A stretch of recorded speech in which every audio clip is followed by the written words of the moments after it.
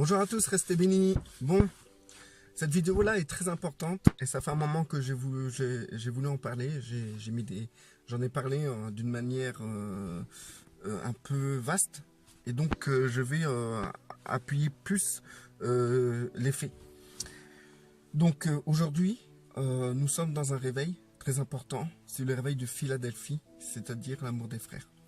Et dans ce réveil, il y a une chose à prendre en considération. C'est une chose très importante qu'aujourd'hui, nous avons un aperçu, nous savons cela, mais nous n'appuyons pas encore ce fait-là comme un fait qui vient de Dieu et que c'est quelque chose de capital et de primordial pour le réveil d'aujourd'hui. Donc, aujourd'hui, nous considérons que les ministères se passent que dans les fédérations chrétiennes et les congrégations chrétiennes. Tout ce qui est institution, qui est associatif, etc. Où il y a un clergé, où nous pouvons voir des pasteurs, des anciens, etc. Le tout dans un bâtiment et dans une tradition qu'on appelle culte, du dimanche au culte du jeudi, ou d'autres jours pour certaines assemblées, selon le nom et la dénomination, et la théologie. Donc du coup, à partir du moment que nous avons la théologie, nous avons ensuite le bâtiment, nous avons le clergé, et bien à partir de là, nous appelons cela église. Et cette église peut avoir différentes théologies et un clergé totalement différent. Il y a des églises où c'est les anciens qui vont être à la tête, et il y a des églises où ça sera le pasteur qui sera à la tête. Où il y a des églises, ça sera tout un système, je ne sais pas comment on pourrait appeler ça. On peut voir aujourd'hui des églises où c'est des prophètes, des gens qui se disent prophètes qui sont à la tête. Donc du coup, ce que je tiens à vous dire, c'est que ou des apôtres aussi. Il y a des églises où c'est des apôtres qui sont à la tête. D'accord? Donc du coup, ce que je peux vous dire, c'est s'il n'y a pas ça, ben en fait, c'est pas considéré comme venant de Dieu. Donc en fait, il faut tout ce protocole de choses pour que ça vienne de Dieu. Ce système-là a fonctionné et fonctionne toujours aujourd'hui. Donc on ne peut pas cracher dessus. C'est un système qui a béni des tas et des tas de gens, qui a aussi détruit des tas et des tas de gens. Donc ce que je peux dire, c'est que nous respectons ce système. Moi je respecte ce système. Aujourd'hui je sais que Dieu travaille toujours avec ce genre de système. Mais il ne faut pas nier une chose. Ce système-là était vraiment très utile et très puissant lorsqu'il n'y avait pas Internet comme il l'a aujourd'hui. Aujourd'hui, nous pouvons voir qu'il y a beaucoup de confusion dans les églises. Pourquoi? Parce que sans Internet, il y a des tas et des tas de manières d'étudier.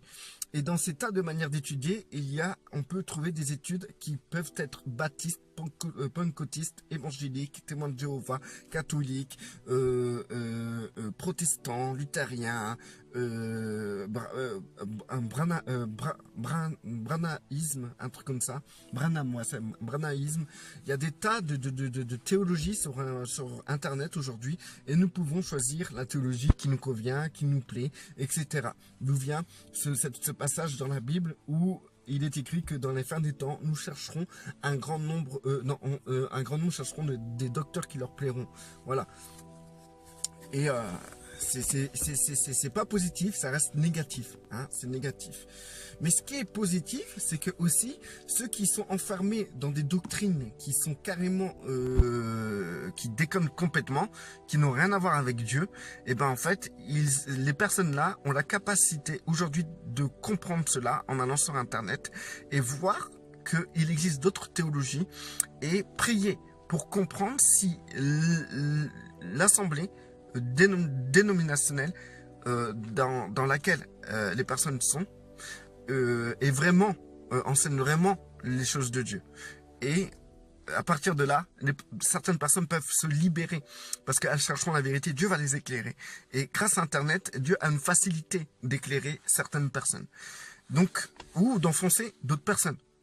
Internet peut enfoncer d'autres personnes. Beaucoup croient que moi j'enfonce les gens, d'autres croient que j'édifie les gens. Moi je pense plutôt que j'édifie les gens. Donc après les gens font ce qu'ils veulent, ils font leur salade. Moi je fais ce que je dois faire, comme les autres personnes font ce qu'ils doivent faire. À vous d'être intelligent, à vous de prier, à vous d'être clair avec le Seigneur dans ce que vous voulez croire et dans la manière dont vous voulez marcher. Si vous voulez être intègre, si vous voulez marcher dans l'amour, selon les deux commandements du Seigneur et être dans le réveil de Philadelphie, d'aimer son prochain comme soi-même pour adorer Dieu, et ben à partir de là, ben c'est à vous de faire les bons choix. C'est pas à nous de choisir à votre place. C'est à vous de faire les bons choix, de réfléchir si vraiment la personne que vous écoutez est conduite par Dieu, amène une véritable nourriture pour votre croissance spirituelle et vous amène à être indépendant dans votre marche en Christ et vous amène à être plus fort dans votre marche en Christ. Donc voilà, à vous de faire les choix. Maintenant, la chose que je tenais à relever, c'est que en fait, aujourd'hui, il existe une autre forme. Ça n'a pas remplacé le ministère qu'on connaît actuellement, mais ça complète. C'est quelque chose qui est évolutif, ça complète. Et du coup, ce que je tiens à vous dire, c'est qu'en fait, aujourd'hui, il existe des ministères sur le net. Et beaucoup de personnes vont sur Internet et ils ne se posent pas la question du style « Pourquoi je mets tout le temps des versets ? Pourquoi je partage toujours des exhortations ? Ou pourquoi je mets des trucs sur Internet pour que les gens puissent voir et comprendre ce que Dieu m'a révélé ?» En fait, les personnes ne se posent pas la question que ça, avant, on ne le faisait pas. Ça n'existait pas avant. Et aujourd'hui, Dieu a amené sur le terrain du net des ouvriers. Et vous allez dire, mais attends, mais Dieu n'utilise pas les choses du diable. Écoutez, pour faire une église, en France déjà, en France, il faut avoir l'autorisation de l'État. Et on sait très bien que les États sont pourris par les Illuminati, la franc-maçonnerie, tous les lobbies. Quand dire en France, on a L'Oréal, on a le lobby du tabac, etc. Aux États-Unis, il y a le lobby des armes, etc. C'est eux qui financent, c'est eux qui font les lois. Donc du coup, quand toutes les assemblées qui sont en France doivent absolument avoir l'autorisation par la mairie de pouvoir s'établir, parce que en fait nous sommes dans une société de loi et nous ne pouvons pas faire une assemblée sans respecter la loi. Et dans cette loi, il faut que ça soit une association. Donc ces fameuses assemblées églises que vous dites si bien sont en réalité des associations légales par rapport à la loi. Donc il faut que les hommes, soi-disant, qui travaillent pour Dieu, qui font l'église pour Dieu, car Dieu les a envoyés de faire cette église, sont obligés de passer par la mairie. Pour avoir une autorisation, ils doivent remplir des dossiers, des papiers, prouvant que c'est une association à but religieux. Je connais pas trop les lois là, parce que j'ai jamais pensé à faire une église, mais je peux vous garantir qu'on ne peut pas faire une assemblée comme ça parce que Dieu te l'a dit. Non, on doit faire une assemblée dans les règles et la loi. Et donc, on est obligé de se soumettre à la loi et prouver par A plus B que nous faisons partie d'un organisme qui est religieux et qui à la fois prêche selon telle ou telle théologie qui est agréée par l'État. Donc du coup, de ce fait, on fait pas tout et n'importe quoi. On est obligé de passer par le monde pour pouvoir faire une église, tout simplement. Donc, pour vous dire que même dans l'État, dans vos églises où vous allez, vous avez été obligé de passer par un système corrompu pour faire ces églises-là. Donc voilà, pour vous dire. Donc du coup, sur Internet, c'est la même chose. Au lieu que ça soit dans un village ou dans une ville où il faut passer par l'État pour faire une église, et ben sur Internet, on passe par les réseaux sociaux pour pouvoir parler de Dieu. On passe par les choses du monde pour parler de Dieu. Donc du coup, c'est comme ça que nous sommes des lumières et que nous brillons dans le monde. Donc, il existe bien aujourd'hui des ouvriers que Dieu a envoyés sur Internet.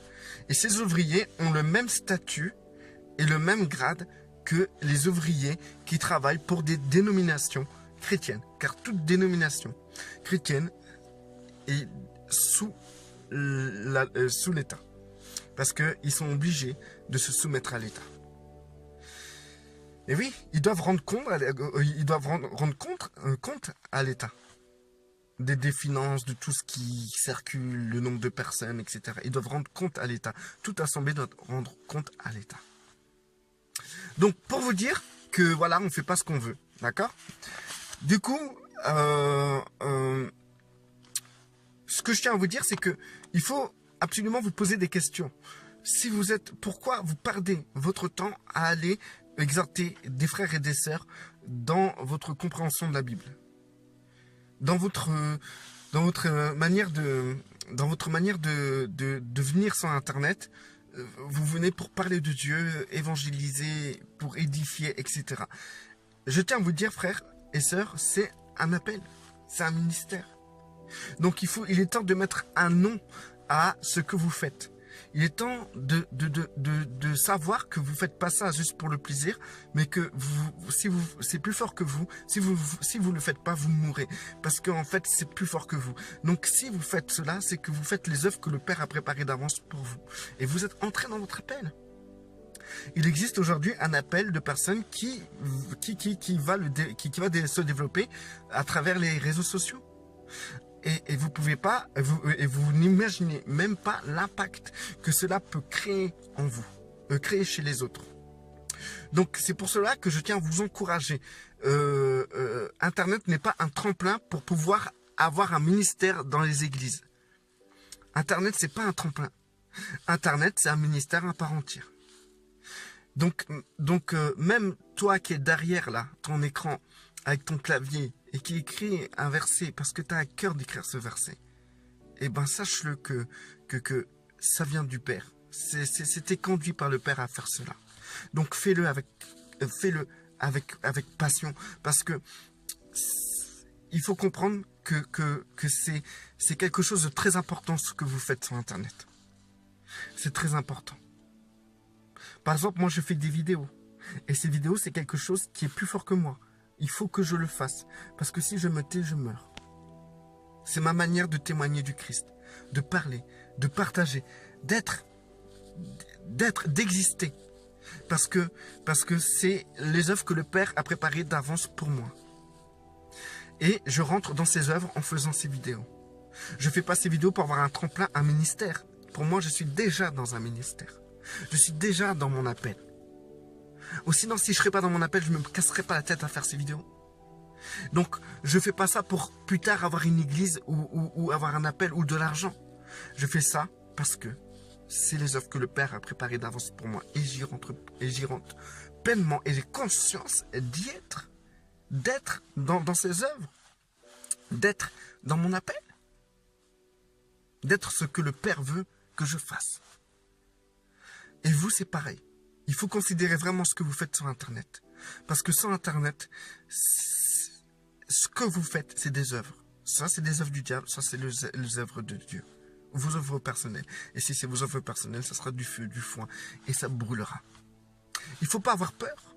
Il ne faut pas avoir peur d'œuvrer pour le Seigneur. N'attendez pas. Beaucoup attendent. Ils sont assis sur un siège le dimanche, écoutant le clergé faire leur scénario, leur cirque du dimanche. Et ils attendent un jour que peut-être ils feront partie du clergé, de ce clergé. Pour eux, c'est ça un appel, un ministère. Et en fait, ils perdent leur temps.